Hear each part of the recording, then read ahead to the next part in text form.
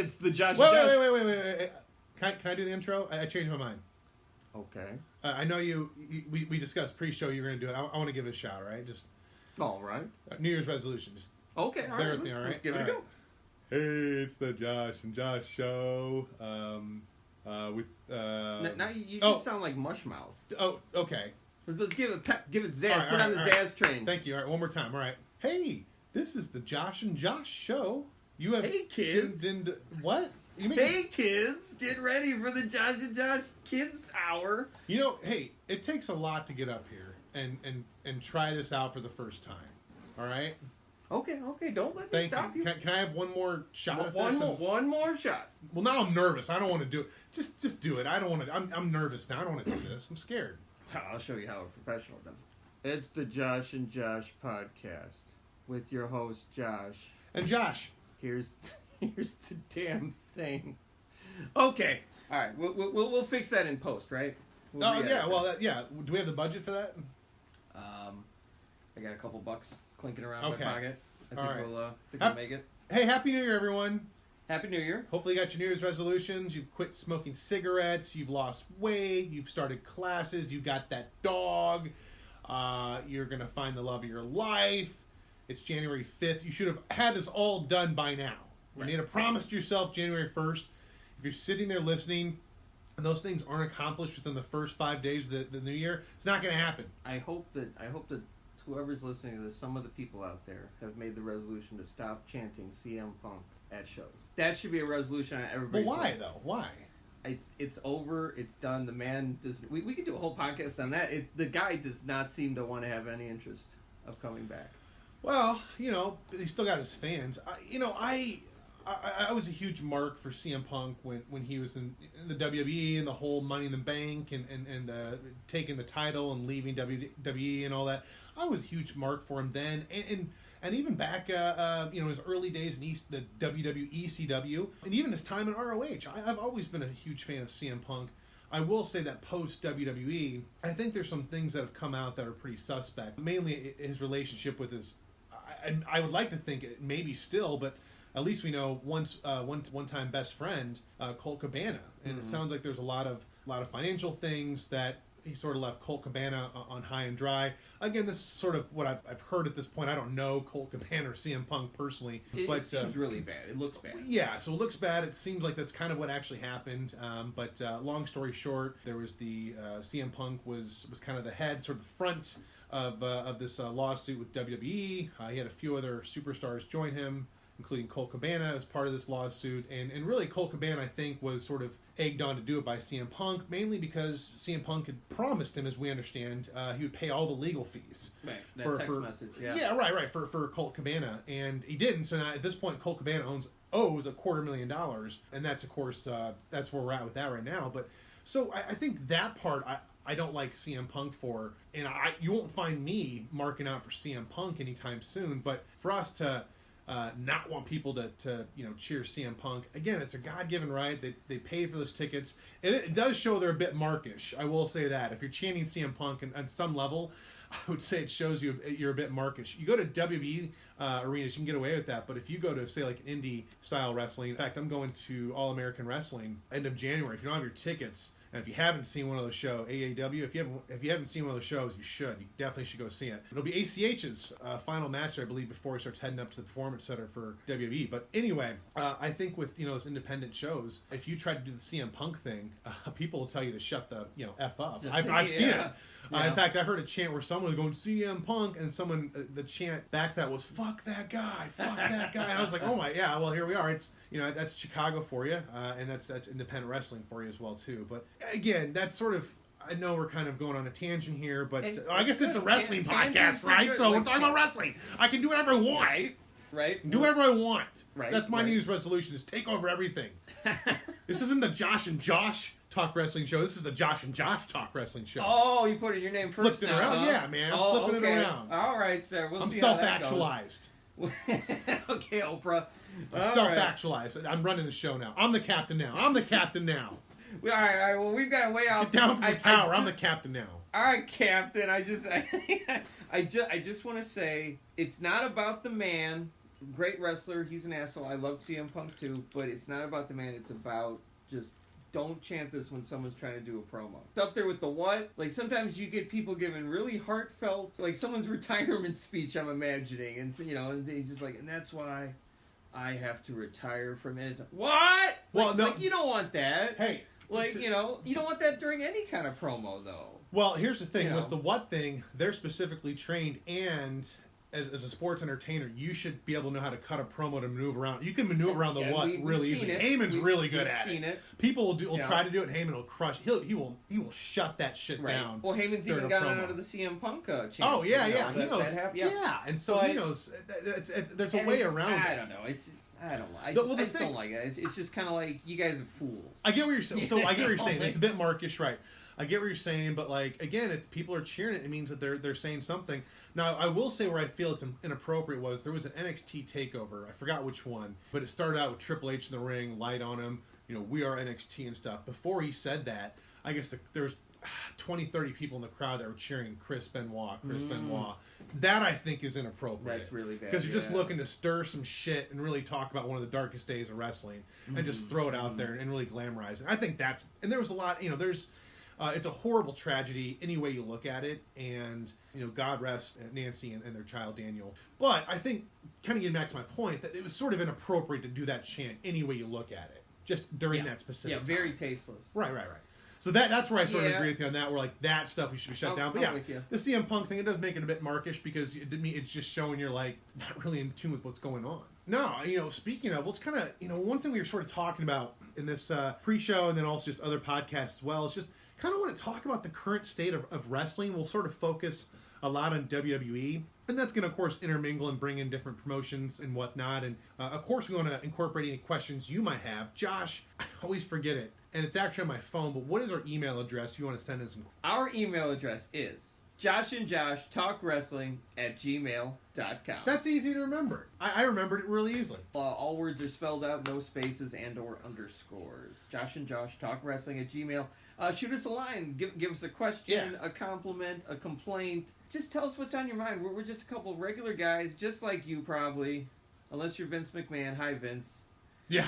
But otherwise, I'm sure he's taking time to listen to this. Yeah. We're just a couple of guys who love wrestling. We just want to talk. Let's talk. We're not trying to, as far as make a production out of this, but the fact we talk about Chris Benoit, we're not afraid to talk about those, what might be conceived as forbidden topics. Right. That's wrestling topics we want to talk about. But yeah, nonetheless, kind of the flow of our show, we just want to talk about the current state of, and a lot of this will sort of focus around WWE style wrestling, but also incorporate other federations, and then of course your questions as well. And then we generally sort of have these kind of what if scenarios. And we're going to talk about a little bit later in the show, but what if the McMahons were not around to help continue grow and prosper WWE? What would be the contingency plan? So I guess kind of what we're looking at is, and again, we hope, we don't hope anything like this would ever happen, of course. We're just kind of having a what if scenario like, all right, so what if all the McMahons were on a plane and something were to happen? Who would take the reins of WWE? And that's kind of what we're going to talk about sort of in a what if situation a little bit later. But current state of wrestling, Becky Lynch. Oh, Becky Lynch tearing it up. There was a tweet from WWE. Apparently there was a Ronda Rousey product that you could buy. And so Becky Lynch, being the man, which she is totally the man. She's so great. Yeah. Becky Lynch retweets it or replies to it and says, I already own Ronda Rousey. How awesome is that? How emblematic of Becky Lynch right now is that tweet? She is so on fire right now. Well, we talk about, grabbing the brass ring, and I think what she's trying to do is not only, grab the brass rings, but, tear it from the ceiling and just break it down and take a line from Seth Rollins, burn it down, and I think it's great. I think that she's been always an awesome worker. In fact, I was really excited when she went heel last summer because I felt like, not because she was going heel, but I felt like they're actually doing something with her. I felt like, they kept her as number 2 for a while, and there's always got to be a number 2. You need that depth and roster. You need that type of support. You need really your kind of workhorses, so to speak, to keep things moving when your champions are away. But I always, even then, thought, Becky Lynch, she cuts the promos. She's solid in the ring. She's been in those big matches at WrestleMania. Why are we not doing more with her? So when I saw them go heel with her last summer, I was like, yes, this is, they're doing something with her. And I think now that she's not necessarily heel, she's more of the anti-hero, so she does her own thing. I heard someone kind of compare her to the next Stone Cold Steve Austin. For sure. I could see that. I could definitely very well see that. She's sort of playing that anti-hero both sides, which is really a great, fun, three-dimensional persona to take on. Mainly because a lot of it's real. I'm sure she gets to play, break down a lot of fourth walls. She gets to, as far as really tell like it is. And we saw what I thought was the match itself wasn't that great as far as the tag match with Cena and Lynch. It was pretty straightforward. It did what it needed to, but the chemistry there, as far as the pre-promo and then sort of the after, where we went for the handshake and she kind of did the "you can't see me" back to him. That was awesome, that was that type of power where that's the ultimate equalizer. And I think that we're not only seeing that. This is great for Becky Lynch's character, but this is really speaking volumes of making the women's revolution continue moving forward, and to ultimately have that where men and women are on the same level playing field. So that's where we're heading, and I think this is a huge move forward, and I think it's going to continue going that way and probably surpass it. So it's cool. I think it's a great time in wrestling. Suffice to say, I've actually been enjoying SmackDown a lot more than Raw. Yeah, SmackDown's been good. I've been, and I would say that's for the past couple months actually. That's for sure. Raw is not. I mean, I know it's kind of McMahon's coming back and consolidating all the power on Raw and SmackDown. Interesting move. We'll see where it goes.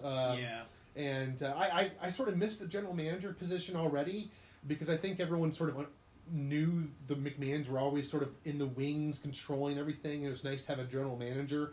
It was good just because it was more airtime for your ambassadors, for your Hall of Famers, for your legends. Right.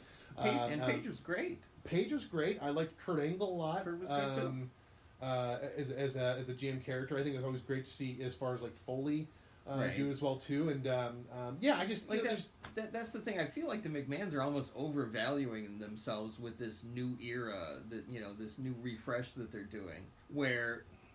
Is having Shane, is having the McMahons around better than having Paige and Kurt Angle? That's the thing, and we'll see how that plays out. Their new thing, you are the authority, which is absolute nonsense.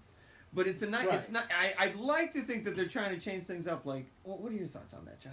Yeah, I think a little bit. It was one of those things where it's like, hey, here's the new shiny toy, right? Right. And the luster's going to wear off. You see it with the drafts or the superstar shakeups, as they call them now. It's really cool because there's different wrestlers now and different workers with working with each other. But then after a week or two or a month, it seems like it's all old and the same thing all over again. Yeah. Although I feel like SmackDown did really well since the last superstar shakeup.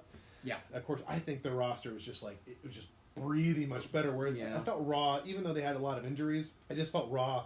It just seemed plain. And I think that's part of what Raw has to be, is a little bit commercial because it is the mothership. It's the flagship. So it's got to be a little more, commercial in those regards. But overall, it's one of those where I felt that why not have both? Again, we always know the McMahons are in the back. They're sort of lurking in the shadows. They have the real power.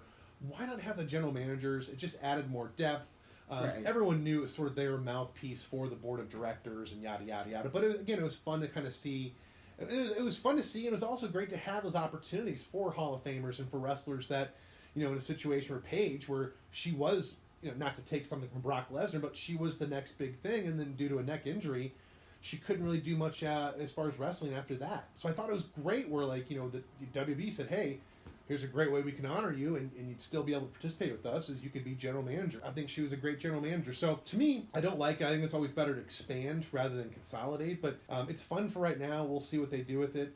I haven't seen that much change. Like, if you really want to give the fans, if we're really the authority, then Finn Balor would have won that Battle Royal on Monday Night Raw, not Apollo Crews, and maybe actually gone on and beat Dean Ambrose. I think that's what the fans probably wanted to see. I agree. And in their defense, I feel like it's still gonna, let's say they just started this initiative like a week and a half ago or whatever, it's still gonna take weeks and months to try and really get there, so I'll give them the benefit of the doubt on that. Yeah. But I do agree with what you're saying. It seemed like, they're trying, we've gotten a couple more fresh matchups. We had Tyler Breeze make an appearance for once. That was cool. That was great, so they're trying a little bit, but it's they got a long ways to go, I feel, to really match up. SmackDown's doing great, so if they can at least match up with SmackDown's quality, at least just stop having people urinate themselves or Hey. urinate on something, Yeah. or a training course, or having men dress up in drag, or whatever. It's just like, just stop this nonsense. I feel like Well, I like the men dressed up in drag. They- I think it can be fun. I feel like they can. What made the Attitude Era great wasn't the raunchiness; it was the unpredictability Mhm. and the way all these storylines would always converge in different ways and cross over. And it seemed alive all the time. You know what I'm saying? Like it's not because Stone Cold was necessarily drinking beers and swearing. It was because it was unpredictable. It was new. It was different. And I feel like if they can get back to something like that, where Raw, where you tune into Raw and you're like, Raw's gonna be awesome. I'm gonna see a bunch of awesome stuff and surprises and twists and turns. Where now it's just, let's hope Raw doesn't suck as much as it did last week. The promos are the promos are pre-packaged. It used to be they ad-libbed all the time. Nowadays, I think there's maybe, I can count on my hands how many wrestlers they allow to ad-lib. It's not very many. Well, you know I'm against that. I'm all for like having wrestlers be free to do what they want. If they need help, script them or give them bullet points, whatever works with them. But it seems like across the board, the default, from what we understand as outsiders, is that the default is that here's just scripted shit. Yeah. You know, unless you prove yourself to be Bray Wyatt or Chris Jericho or something where you can go off script, or John Cena. You know, I feel like that's the wrong approach. See, I feel that ties into it heavily. Yeah, good point there. Yeah. No, we'll see. I mean, this whole we're the authority thing. Hey, if Braun Strowman wins the Royal Rumble, yeah, because you can always have that rematch clause at WrestleMania. Although they're saying that people they don't took just that. Well, they're claiming they took that away. I mean, they can add it in at any point. and here's the thing: you're going to have something like Brock Lesnar. It's going to be like, I have a contractual thing. Yeah. There's always a way around that. Right.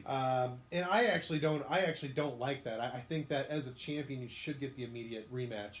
I think it does a lot. One, it helps a program extend a little bit, and it adds a little more depth for that said program.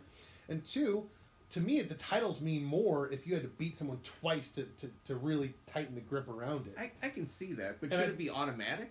You know, well, it shouldn't be immediate. It should be a future opportunity, but it doesn't necessarily have to be immediate. I could be down with that, a future opportunity. I think a lot of people's problem with it is because I think that, you know what I mean? Like, it's not so much that there is a rematch, it's just the clause seems to oftentimes result in, you know what I mean, in some repetitiveness. You would say, but I mean, that's the thing. You get 2 pay-per-views out of it, and you only have so many writers. Yeah. And wrestlers know how to work with each other, and they only have so much time to work with each other and put on a great show and a great program. And a lot of us as fans, we sit back and we're like, oh man, these 2 guys should get together. These 2 ladies would be awesome. But the reality is, some people just don't work well together, and that's why it is a dream match, because it will never actually happen because they don't work well together. And that's stuff we don't see. You know? Oh yeah, I mean, there's always the strings behind the scenes and things like that. But I almost feel like to a certain degree, the fans are allowed to be a little bit unreasonable, just because we want what we want. If you want to see Jericho versus Goldberg or something crazy, keep pushing for it. Like, just I get what you're saying about being realistic, but the fans want what they want. No, you're right. And here's what we want. If Vince, if you're listening, Triple H and Stephanie, I know you guys are listening. Definitely. Shane, if you're listening too. Mm-hmm. Here's what the fans want. They want Finn Balor, Demon King, versus Brock Lesnar for the Universal Championship at WrestleMania. That's what they want to see. That'd be amazing. And they want to see the Demon King win. I mean, at this point, I'd just be happy with like a legitimate Balor push. It that looked like it was going to actually go through. Well, there's talks. He'll get that big push, and he's getting over. So here's hoping. I mean, he keeps smiling. Well, that's part of the problem with him. Like what they ought to do with his character is, they need to give him a push for one. He's just been stuck in this mid-card purgatory for too long. What they need to do with Finn Balor is really just drop the smile. Because he looks kind of just stupid, to be honest. I don't mean that in a bad way. I'm just saying. Well, I do. I'm sorry. He's kind of like grinning dope. He looks like right. Exactly. Would I drop the smile? Just come out, be your cool hand Luke. Your eyes speak. They do all the talking for you. I mean, everyone loves it. Everyone loves it across the board. Stretches across so many different aisles, so many different demographics. With as far as the fans, everyone likes him. And you know what? He's a good wrestler. He's a good worker at the end of the day. He's got the whole package. I just think in the intro, just drop the smile, have him come out, be the cool hand Luke, and get his eyes, like in NXT, just do all the talking for him. that 1,000-yard sort of focus stare, you know, Right. that distance stare. He's just able just to only Finn Balor can do. But I think with that, keep getting him over. The masses will eat into it, and you'll get the guy you need. You'll get a number one up there because honestly, Daniel Bryan's getting older. AJ Styles, is talking. He wants to kind of go more of a part-time route here. Kind of what they're really? talking about contractually after WrestleMania. So, which, hey, I got my own feelings on the part-time thing, but AJ Styles, I think, is one of those one of those workers who's actually really earned that. Yeah. And he's got his priorities with family, and he's getting older as well too. So I think it's time for Finn Balor, who's of course been in the game for a while, but to give him a chance to sort of step up. And Roman Reigns, we'll see. I mean, I wouldn't put it past WB to suddenly have Roman Reigns show up in the Royal Rumble. Oh, wow. I mean, I hate to say this, but they've done this before. You look at John Cena, where he was supposed to be out for like 11 to 12 months. He came back like a month and a half, 2 months later, Royal Rumble. And it was all planned all along. So, but again, they're both legitimate things that they're dealing with. Yeah. I'm not saying it would happen, but you never know with WB. They can always pull that. But at the end of the day, we want to see Finn Balor. People cheer for him. People like him. He's over. And I think it's great they're taking these steps to get this push going. But to me, honestly, I think what's bothered me is that it must be a Vince call or something. Because Triple H, straight up, it seems like Triple loves Finn. Yeah. You look at the Raw 25 when they did the whole Bullet Club and DX and NWO thing in the ring in Madison Square Garden doing the Too Sweet thing. And all that. So and a little nod, from Triple H on Monday Night Raw. These things mean something. That says a lot, yeah. Yeah, and so it says a lot. And he was the guy in NXT, and NXT is Triple H's. So I don't know if it's a Vince call or something, but I know Triple H wants this to happen. The fans want this to happen. Just give Finn Balor a chance. It's not like he's tested positive for anything. He hasn't had any bad media. He's shown up on time. He's over with the crowd. He's a great worker. Give him a shot. He was the first ever Universal Champion. Yeah. And he only dropped it because it was due to injury. It wasn't his fault. Again, I don't mean to throw fault on Seth Rollins, but Seth Rollins said, hey, it was an accident. He wouldn't apologize and all that. And he did. Sure. Both sides did what they had to, and then these things do happen. It happens, yeah. I don't necessarily think that Seth Rollins is a sloppy wrestler. Some people would say that. You look at his match with Sting. Some people say, well, it was Sting's final match. But let's just say Sting was an older wrestler and had some injuries kind of going into that as well too. So, I think there's that. I think there's Cena. There is a Cena thing. Yeah, but it's like you look at how often Seth Rollins wrestles. I don't know. I just feel like it's more likely that he's always out there. Well, things happen too, right? And things happen, and it's just the more out there you are, the more likely it is for things to happen. I don't think he's necessarily an unsafe wrestler at all. No, but we want Finn Balor. We want Finn. We want what we want, and we want Finn. We want Becky Lynch. We're getting that. We want Becky Lynch, and that's terrific. Yeah. Well, here's the thing. I'm a little gun shy. I try not to be too cynical when I watch this stuff, but when I'm watching certain things with Becky, I was like, please, WWE, don't screw this up. Don't tack on some, James Ellsworth nonsense or something and weigh everything down or do something stupid. I feel like Becky.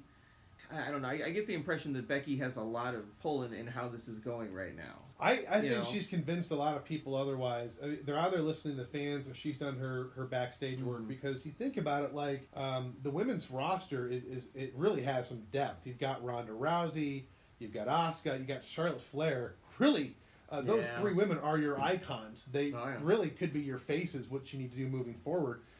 Becky, of course, has always been sort of that Dangle's number two, of course, until the summer when she sort of parted ways. And now I do think Becky Lynch is in that same realm as far as, looking at her championships and the level she's at. But yeah, it sort of came out of kind of came out of nowhere, it seemed like, because I know for the longest time I was like, aren't they going to do something? Or she just stuck as number two, which, again, number two is not a bad thing. Not the worst.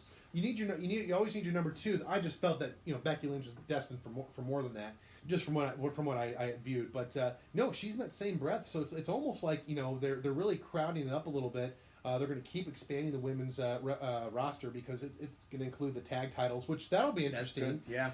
Because from my understanding, I'm not hearing separate Raw and SmackDown tag titles. I'm hearing this is a women's tag championship, which I would assume would go between both brands. I see. And that's always been my actual dream, and I've said this before, where I think that it's fun to have the two shows to kind of keep things separate and sort of keep that wonderment of what's going on over here versus over here, and have those dream matches going. But I always thought it'd be cool is that the titles were like the golden tickets, and once you won a championship, you were able to move between the two shows seamlessly. No.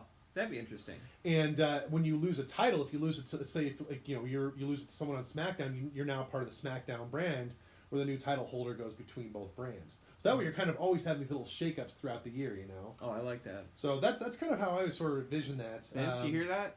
Yeah, but yeah. So I mean, we'll see what they're doing with this women's tag titles. From what I understand, I haven't heard separate Raw or SmackDown, but no, Becky Lynch. I'm glad to see it.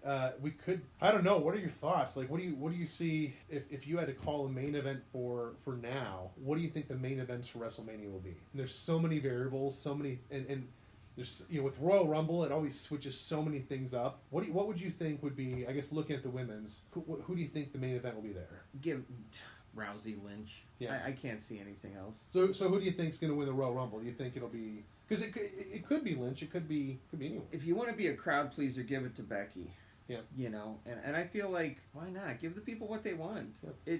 Like there's certain things that you can really that's a real thinker. Mm-hmm. And then there's other things I feel like are kind of no-brainers, right? At least right this moment.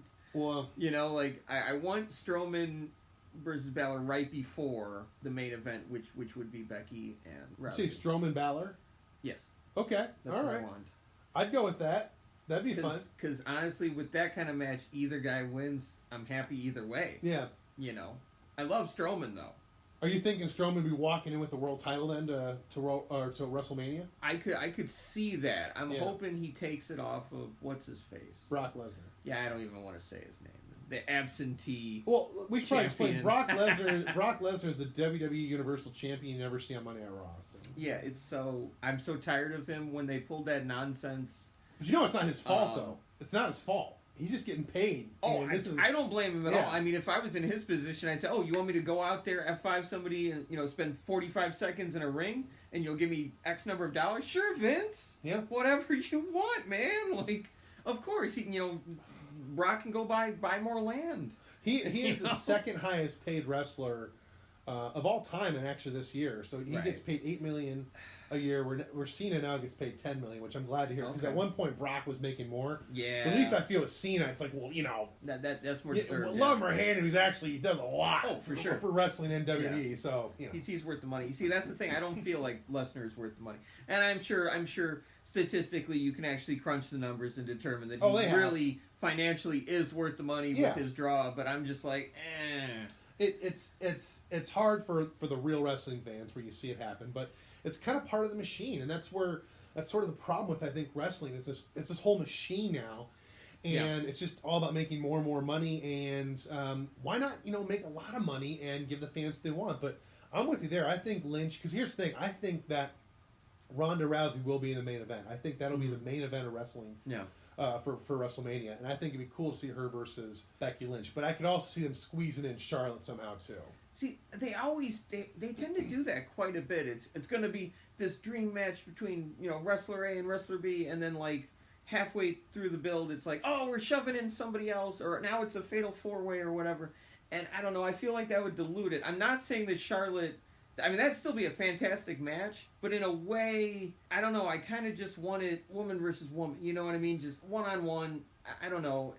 Well, that's the thing. We never really got Charlotte and Rousey. We never really got Rousey and Lynch. We're supposed to. And the thing about it is, there's a great storyline there with Charlotte that I don't think a lot of people saw. When Charlotte broke down in the ring, what she was really doing, what I grasped from that was like, you took my spot. That's what that's a story she was telling.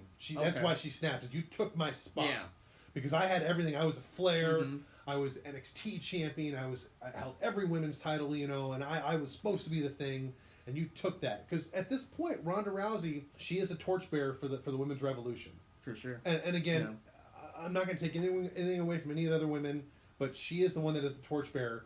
And I think Charlotte felt that way probably at some level. She's being professional because she's still over. She'll always be over. She's Charlotte Flair. For sure. But I think that she made that into a story as any good worker does. And that story came out. So I think you really, and of course you've got the obvious history between Charlotte and Becky Lynch. So I think you could actually have a good triple threat match there as the main event itself. Oh, it'd still be a great match. Me personally, it's just not the match I want. at WrestleMania. That's all. I mean, Yeah. You put in three fantastic wrestlers, all with excellent backstories of their own that relate to each other and everything. Yeah, you're gonna have a fantastic match, of course. And would I complain? No, not really. You know what they should also do for WrestleMania 35? They should have the greatest of all time match, and it would be Triple H versus HBK versus Undertaker versus Angle. Yeah, I mean, in a perfect world. I mean, that sounds good on paper, but if it's going to be anything like Crown Jewel, it's going to be rough. And I don't want to take anything away from those four superstars. They're all excellent. But greatest of all time, Undertaker. Time marches on. Yeah, it does. And, So, but let me ask you that. So who do you think Undertaker's going to... Because Undertaker will be at WrestleMania 35. Is it? Okay. I've been saying it would be his last here for a couple of years now. But, I mean, health-wise, he's doing okay. And I think he basically, kind of comes out once a year, makes his $2.5-3 million. Yeah. And deservingly. Sure. Oh, yeah. Okay. Oh, yeah. Deservingly. Oh, he's worth it. And, he does his thing at WrestleMania, which, hey, you know me, the Undertaker's my favorite wrestler of all time. I've been a fan of his since the beginning. I remember the first time I saw him, I was just like tranquilized, like, who is this guy? What? And I was just like, ever since then, I wasn't the biggest fan of him in the Attitude Era as like the American Badass. Yeah. I still liked his promos, but it was still not the same feeling. So I was really happy when he kind of came back with the dark side. Oh, yeah. Of the Undertaker. But yeah, I've always been a huge Undertaker fan, hands down. He's always been my favorite. So, but who do you think we'll see against Undertaker? WrestleMania. We had talked about this a while back, Undertaker's retirement match, which I'm gonna guess this is probably gonna be it, right? I mean, like I know we've heard that like 5 times already, but I had said in a perfect world it would be Shawn Michaels. I said, but he's totally out of in-ring action and he's never coming back. This is years ago, of course. Yep. And I mean, now if Shawn Michaels is back, I'm not saying his showing at Crown Jewel is all that fantastic. But maybe you do Shawn Michaels versus Undertaker. I mean, it's not like one guy's going to be running rings around the other. Right. They're both kind of, I don't want to say they're matched up, but it's a little easier. I think it might be a little easier to watch than say somebody young and fast like Roman Reigns versus Undertaker. Like that match was not that great. So I don't know. I would say maybe HBK versus Undertaker. Like if he's up for it again and he can maybe shake off a bit more of that ring rust. He's still they're both still charismatic guys and they can still tell a story. I just don't want it to be a tired plotting affair where they have this Irish whip that looks more like a stroll through like a park, and they're just like la la la, and like again, I don't want to. I mean, he was injured. Triple H was injured. I don't want to take that away from him or anything. Yeah. But hey, it resulted in something terrible. And was really sad. And so, I mean, so basically what I'm saying is, if they can both do it and put on a decent match and they think they're up for it, HBK versus Undertaker would be a fantastic final match for The Undertaker and possibly for HBK, just because of their amazing matches that they had previously had at WrestleMania together. Like, I feel like some of the amazing... 25 and 26. WrestleMania 25 and 26. Fantastic stuff. And maybe we can get a little bit of that still. Just a little bit. We don't need a whole lot. We'll take a little bit. I'm with you on that. And it's always fun to kind of... It used to be, it was pretty easy for about 10 years or so to kind of predict WrestleMania for about 6 months out. But I think that, there's so many layers, there's so much talent in WWE, it's really hard to sort of tell, kind of, obviously starting around this time, right before Royal Rumble, how WrestleMania is going to actually turn out. Mm-hmm. And for me, you always have to figure out, the key to figure out WrestleMania is who's going to wrestle The Undertaker. Personally, what makes the most logical sense is that we see John Cena, Undertaker 2. Cena could be like, hey, listen, I didn't think you were actually going to show up. And he made a joke about how he had a couple beers and stuff, which I thought, I'm glad he said that, because I'm like, he was in the crowd drinking something. I just thought it was soda or something, the event that Undertaker did show up. But, so it could be one of those things like, I didn't really expect you to show up, and I know you're back, and you're going to get the real Cena now. So I could see that, Cena, Undertaker 2. I wouldn't complain about that either. Right. But it had to be something cool. Like, I want to see, like, Cena versus Undertaker in an I Quit match or something. That'd be kind of cool. Right. I don't think we'll see that, but personally, yeah, I see Undertaker, Cena. I also could see, I think it'd be cool to see Cena versus Daniel Bryan at WrestleMania. I think that kind of speaks for itself. But I think we'd also want to see maybe AJ Styles and Daniel Bryan. I could see that feud go on forever, honestly. But that'd be fun. The new Daniel Bryan. The new Daniel Bryan. That's right. But yeah, let's talk about the what if situation. What if? So, for anyone unfamiliar, we are going to do a series of what if scenarios. If anybody's familiar with maybe Marvel Comics, What If Comics, they take they take what's canon in the universe, and they say, well, what if things worked out differently? What if Uncle Ben had been killed in Spider-Man, and how would Peter Parker's life have taken a different turn? And it explores those things. And we're going to try that with wrestling. Some of the big what if questions. And right now we had worked out something before this show. The idea is, what if Vince McMahon, Stephanie McMahon, Triple H, and Shane McMahon all died tomorrow, let's say in a plane crash. Now, I took a little bit of a different approach. I cheated a little bit. I took Shane McMahon out of my scenario. But Josh, what was your scenario where all the McMahons, I guess except for Linda, are dead and Trips? Yeah, well, that's the thing. So the reason why I took it a step further, and again, we want to reiterate, we don't hope this on them whatsoever. Oh, certainly not. Again, just kind of a what if situation. I sort of initially always kind of feel like the tertiary, it would be, you know, if Vince passes away, obviously Triple H and Stephanie would take the reins. If they were to pass, again, not wishing that, if they were to pass, obviously Shane would be sort of that tertiary contingency plan. So I guess I kind of assumed, to make this a real challenge, what if all of them sort of passed away? The way I looked at it is, well, I think that's what, they wouldn't actually have to do much per se. I think they've actually built the infrastructure to the way it is right now. They have the Performance Center as the direct conduit to NXT, and NXT is the direct conduit to both Raw and SmackDown and 205, and I guess somewhere 205 is kind of a conduit to Raw and SmackDown as well too. So I think they've actually got these roadmaps, and they got the structure, the infrastructure built. What they would need is, obviously from a top-down approach, Linda McMahon would need to probably take over as the acting chairperson for the time being. There's still a lot of the production value there too. Like Kevin Dunn, I think a lot of people sort of have different thoughts about Kevin Dunn and whatnot, but he has been there. He has seen, you know, as far as what needs to get, no pun intended. Wow. So you'd have a lot of these, you know, still the production thing still around. It would be the general sense of like, wow, the outward vision. Who would determine that? My assumption is they, again, with the creative side they have, even with like the younger McMahon generation, they're still very young. We're talking, I don't even think they're even over like 12 at this point. I think maybe 12 might be the... Shane's kids. Yeah. They may have ideas what their parents were saying, or even like their spouses. As far-fetched as that seems, we've seen this before, where sort of as far as families do have like, you know, kind of their visions journalized and able to share that. That's something that could be, you know, put into motion. So that's kind of where I would go with that. I actually feel that that's why they put the infrastructure in place. They have all the nooks and crannies in there. The only thing they need is kind of that outward vision, and they would need that same grit. So what they would need is whoever took the reins, whether it was eventually kind of the surviving families taking it over, whoever took those reins would have to have that same McMahon grit where you get 3 hours of sleep a night. Right. Sleep is the enemy. Yeah. On Christmas Day, what's Christmas Day? They're working and getting things done and so on, so forth, doing live events and all that. You would need that grit. But I honestly think for the foreseeable future, they have those plans in place, and things would probably go as far as such as that. Well, you know, that's a good point. Walt Disney, when he died, he had actually left reels upon reels of footage of him basically instructing his employees how he wanted things to go for the next 15 years. There you go. And so I think Steve Jobs did something similar. I couldn't imagine Vince wouldn't do the same. Right. I mean, if not hundreds of hours, because right. Vince, he's like, no, I want you to do this, okay?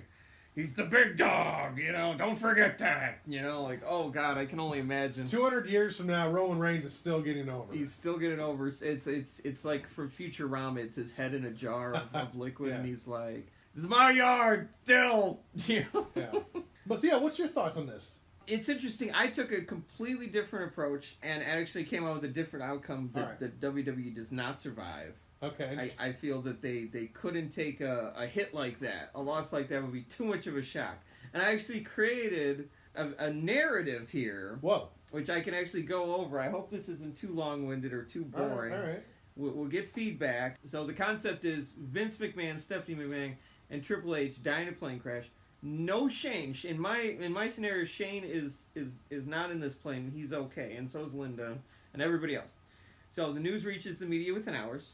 The next episode of Raw is a tribute to the three with some matches and interviews, and it's similar to the Chris Benoit tribute show. SmackDown and Raw sees its biggest ratings in 15 years. SmackDown Live, who always seems to follow whatever Raw does more or less, proportionally, also sees the massive ratings increase. Really quickly, you wouldn't think it'd be in the past 25, just the past 15? I don't know. I'm just pulling a number out of my gotcha. ass. Like it might be like the highest ratings in history. I would even, hope so. You know, I would hope so, right? So we could scratch. We'll say the highest ratings in history, Okay, and SmackDown also. But despite increased ratings, WWE stock prices at the time of writing, which is $74.58 per share, it goes into free fall because investors lose confidence because the core three are out. So Linda McMahon officially takes personal leave. So really quickly, leave. just interject. Is that really the stock price for WWE right now? At the time that I typed all this out, yeah, it was $74.58. All right. It was doing well. All right. So Linda McMahon officially takes personal leave from her position on the Small Business Administration and meets with Shane McMahon, George Barrios, Michelle D. Wilson, and Kevin Dunn. Raw and SmackDown Live are essentially on autopilot for this next week. No McMahons or scenes. Ratings for both shows both stays very strong. Eventually, 205 Live is canceled. That roster is absorbed into Raw and SmackDown. XFL is put on hold indefinitely and or sold off to third-party investors, where it quickly dies, never to be heard from again. So basically, XFL dies with Vince. Interesting. Eventually, Linda and Shane McMahon appear at the top of the next 3 weeks later on both Raw and SmackDown, basically delivering a very heartfelt, sincere message, just talking from the heart, ensuring that, while Vince, Steph, and Triple H are gone, they'll not be forgotten. They'll live on in everything we do, then, now, and forever. Raw continues to see exceptional ratings despite virtually no changes in the on-screen product in terms of storyline. They basically keep things more or less just chugging along. No major changes. The writers are left to do what they do. But the WWE stock prices are still in the shitter. So in an attempt to restore investor confidence and slow the stock prices, WWE releases a press release stating that Shane McMahon has been installed as the new chairman and CEO. Not the best idea, but the McMahon name needs to be in there, at least for now. Linda returns to her position at the SBA because she's got her own political stuff to deal with. So Shane is now in Vince's position because they feel they need a McMahon. Paul Heyman leaves his on-screen role with as Brock Lesnar's advocate to become the executive VP of talent, live events, and creative, replacing, I believe, it was Stephanie. This causes a slow decline in Brock Lesnar's connection to the company because he's not interacting with Paul Heyman enough. Which, from what I understand, there's an off-screen connection they two have quite a bit, apparently. So I'm basing it on that. I'm going a little kayfabe here, so bear with me here. I'm getting a little wacky. But I think this will be fun. With the McMahon at the helm again, stock prices stabilizes, but don't bounce back quite as much as they'd like. The WWE product slowly becomes bland and stale, lacking a strong creative direction. Ratings for Raw and SmackDown Live begin to dip yet again. This is, of course, months and months later when things have kind of cooled off. WWE leadership quietly creates a creative dream team to right the ship. This is led by Gerald Briscoe, Pat Patterson, and Paul Heyman, and then they are given carte blanche to recruit more people. If they get like 12 people equals a Vince. That's their thinking right now. So they give Pat Patterson, Gerald Briscoe, and Paul Heyman carte blanche to hire more people. So they hire Ric Flair, Bill Dundee, Riki Choshu, legendary wrestler and booker for New Japan Pro Wrestling, and Jim Cornette. Okay, let's just pretend that this would work in reality and these guys wouldn't kill each other or something. Okay. So 1 month later, the new creative era is announced as WWE Forever. But behind the scenes, disagreements abound between Ric Flair and Paul Heyman. The two constantly clash over how to best utilize WWE Universal Champion Brock Lesnar, who's already become increasingly disconnected from the company and disinterested. No matter what the money is, because Dana White from UFC keeps knocking at his door. This causes Lesnar to ultimately return to UFC full-time and leaves WWE altogether. Dana White's given him plenty of money. He's just tired. Vince isn't around. He doesn't feel the same connection he had with Vince and Trips and everybody. And Ric Flair and Paul Heyman, it's just not working out. And he never liked Ryan Dunn to begin with, let's say. So it just doesn't work out. So additionally, Flair continually insists on bringing back old school mentality to the proceedings, while Heyman tries to emphasize a more modern, edgier product. A tournament is scheduled, and Braun Strowman, back from injury, is given the Universal title. which is, of course, vacated by leaving Brock Lesnar. Meanwhile, Impact and TNA parent company Anthem is purchased by New Japan. This is like a year later, let's say, right? Mm-hmm. Despite this crowd-pleasing pick for champ, the booking lacks consistency still, and the company as a whole lacks direction. Linda is busy with the world of politics, and Shane, while a successful businessman in his own right, is not the wrestling genius that his father was. Storylines, ratings, and attendance continue to suffer greatly. WWE is at its lowest point in decades. Noticing this weakness, Riki Choshu contacts Naoki Sugabayashi, chairman of New Japan Wrestling, telling him now is the time to strike. It turns out that Riki all along was a double agent for New Japan. New Japan Wrestling announces a partnership with the recently formed All Elite Wrestling in an effort to stage what they are calling the U.S. invasion. New Japan has set its sights on not only competing with WWE, but toppling it in its own country. New Japan announces a partnership with TBS for a live 2-hour show to go head-to-head with Raw every Monday night. New Japan Wrestling has just created the second Monday Night Wars. That would be awesome. That's what wrestling needs, right? Is that. Yeah, so I'm with you. Keep going. The battle rages for 2 years with WWE perpetually lagging behind New Japan. Shane McMahon eventually attempts to step into a new Mr. McMahon-type character, creating some sort of Montreal Screwjob with someone else, but it fails miserably, and they are dragged. So Raw continues to go in the shitter, SmackDown continues to go in the shitter, but NXT, surprisingly, maintains success, and is the only successful WWE product currently. So that is actually spun off into its own separate entity, while Raw and SmackDown are both canceled, and the roster is absorbed into New Japan show. Wow. Okay, so obviously that's not the most realistic Woo! Scenario ever. Woo! I went a little fantasy booking, Woo! a little, but hey, I feel like this maybe gets people thinking at least, and maybe start a conversation. So yeah, I think you bring up some interesting points there. I have thought about New Japan, as far as working that deal, kind of working into WWE territory here in the U.S., which I think is a good thing. And I think that's what wrestling's really lacking. I think people all too often say, oh, well, it was just the Attitude Era. I actually like the PG era because we're more of a global product nowadays. The Attitude Era doesn't really work on a global level. It also it cuts off a lot of different demographics, Oh, that's for sure. And so I like the PG era. I just think it's how they tell stories. So for me, it's like I kind of want them to continue doing that. But yeah, I think that the main competition, there's just not competition right now. They say, Raw and SmackDown are competing against each other, but it's still under the same umbrella. So I've been wanting some type of actual competitor to step in and actually challenge WWE. TNA did it about 2010 or so. They tried. Kind of briefly. Not really. I mean, they had one show that was live. And I guess it was enough for WWE to get scared. That's where they brought Bret Hart and Shawn Michaels back together. So that was kind of what they're trying to do to offset TNA. So Vince and WWE they did take notice on that, but I really felt that that was the only time. And then thereafter it was all replays and it was all just pre-recorded shows, and obviously just kind of got worse and worse and worse as time went on. But I definitely need to see some type of competition. But I think the one thing we're forgetting about is WWE. It's a lot like Google. It's got their tentacles in just everything. Right. Movies, social media, That's every true. Little crevice out there, WWE is part of. So I think that's something that won't go away. It's just the name itself. Also, the stock price, I've seen it get as low as like $13.87 before. It's even gotten Really? even lower than that. So this is one of those things where, again, you can say, hey, it bounced back. It's a worldwide product. It's got the name itself. The other thing, too, is I would hope that people would come together and see the greater good, that even if WCW failed, even if ECW failed, really that's what WWE is sort of this combination, this sort of synthesis of all these federations that kind of fell into one. And again, it's history is not only written, but it's also told by the victors.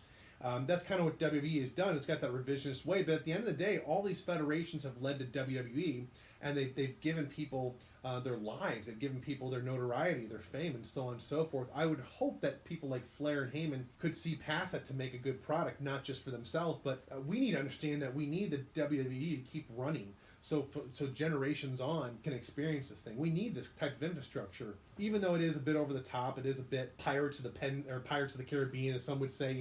Yeah. It is what keeps the ball rolling. It's what keeps the wrestling world. It's what keeps workers making money. You don't make that same money on the independent level. And who say you'd make the same money if New Japan came over? Who knows? Right. So you kind of want at least competition. And when you, in a dream world, we get back to like a 1998 situation where you've got WWE, you got WCW, and then you got that next door neighbor that everyone's talking about, ECW. Yeah. Those are like, you want to see kind of that all that competition. So I would hope that New Japan would make their way over to the U.S., but I don't think that WWE would fail. I think they would bounce back. I would hope people like The Rock would make surprise appearances at GM or something, or Cena would help out, or everyone would step in and pick up the reins. And no pun intended. Yeah. In reality, no, probably not. They probably wouldn't fail. I don't know. I just wanted to play devil's advocate because I had a feeling that you would take things will be okay stance, because that's the lot. There's just too much WWE. Yeah, Jake Roberts said. I mean, that wall is so high with WWE. It's just there's not really a way to take it down. I mean, there is. Nothing is indestructible, but Well, I mean, we've reached a point where, and we've seen it, where ratings apparently don't really matter as much. I mean, now they're starting the new era and they're trying to take notice, but there were a few weeks there where Raw had its just worst ratings and no one seemed to really care. Yeah. And you could even argue that the only real reason they're starting to care now is because they got this Fox deal. Yep. And of course, obviously Fox is paying attention to the ratings. That doesn't look good for them, but if there wasn't a Fox deal and they still, let's say they had like 5 or 6 year deals, would they be worried at all? Right. Like, maybe not. It doesn't seem like it matters. Yeah. Well, yeah, that's the thing. It's like you think about like the Crown Jewel and all that. It's to the point where they have these 10-year contracts where they're making all these gobs of money. If no one even shows up to these shows, so what? They're still making this guaranteed money. That's the thing, yeah. Think about the movies they're pumping out and the merchandise they're selling. I don't know. At the end of the day, I think WWE is like life; it'll find a way. It'll always find a way. Yeah. No, I'm very thankful that we actually. That's the thing. I think the McMahons get a lot of crap, but I'm with them for the most part. It's just there's a lot of things like you think about Roman Reigns, who again I don't hate Roman Reigns, I never have, and I've always said I've gone on record several times. He's a great worker. Yeah. Oh, definitely. And I've been fine with him being the big dog and all that. I just felt like there's other people like. I don't know, Finn Balor that deserves to be more in the spotlight, right? Or even a Seth Rollins, or even like Kofi Kingston. Oh yeah, no, we didn't dislike Roman. We just liked a lot of other people more. Yeah, for that position. Yeah, oh yeah, that's exactly right. But hey, that was a heck of a what if situation. But it's one of those things where competition, I think, is what makes anything better. Definitely. Because it naturally rises. It makes every competitor then rise to its best, and you as a consumer, as a viewer, or a WWE subscriber for $9.99 a month, you get to take all this in, and it just makes even a better product. But it's one of those situations I hope we don't have to deal with ever. But I'd like to believe that if and when it did happen, we'd be all set. I'm sure it'd be fine, unless something really catastrophic happens, like really, Vince has built his empire. That's right. It won't crumble. Something like the XFL, because that hasn't gotten off the ground and hasn't had any success at any level. Yeah, that would crumble immediately. I think so too, because I think Vince is really the catalyst for that. Yeah. I actually think XFL's got a shot at doing well.